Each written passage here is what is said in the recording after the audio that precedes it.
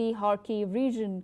The Russian Defense Ministry made the announcement on Wednesday, releasing drone footage appearing to show individuals raising Russian flags at various locations within the city.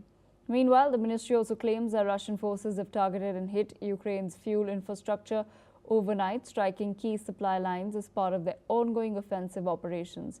Ukraine has not yet confirmed these developments. With us on the broadcast is Mr. Ross Feingold, political analyst. Mr. Feingold,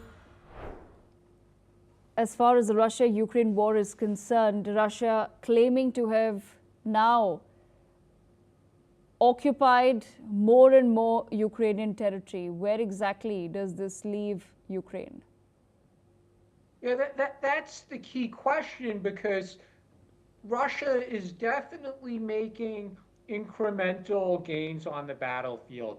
And sometimes they even take over small villages. And really the emphasis should be on incremental gains and small villages. They're not taking over large cities at the moment.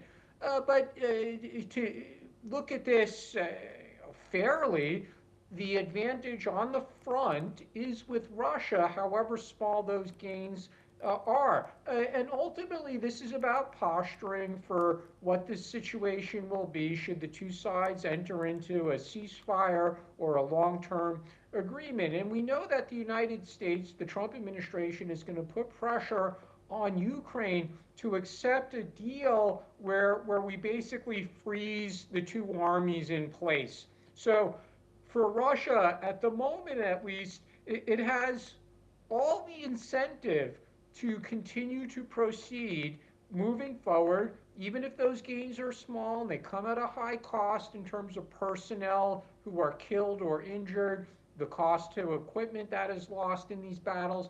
But for now, Russia has the incentive to continue to push forward in the hopes that in the event of a ceasefire or a peace agreement, that it will maintain that territory, again, assuming that the agreement would be that the front lines are frozen in place. Right. At the same time, Mr. Feingold, where does this leave negotiations in the coming weeks? We are expecting a follow-up since the Alaska talks. That's a very complex and difficult question, because again, the direction that the Trump administration is obviously heading in is to say to Zelensky, you have to accept reality. You're not going to be able to retake territory. You don't have the equipment. You don't have the personnel. So you have to accept a deal that lets Russia continue to occupy part of your sovereign territory. And up to now, Zelensky has been very clear. He won't accept that. And for now, he seems to have the support of the European countries, whether that's Poland, Germany, France, the United Kingdom. So the negotiations are stuck. And again, we know why they're stuck. Putin is basically saying, let me occupy a large part of eastern Ukraine. And the United States is telling Zelensky, there's nothing you could do about this, so you have to accept that reality. And Zelensky is saying, at the moment, I'm not willing to accept that. Thus, the fight goes on. Absolutely. Mr. Feingold, stay on with us as we show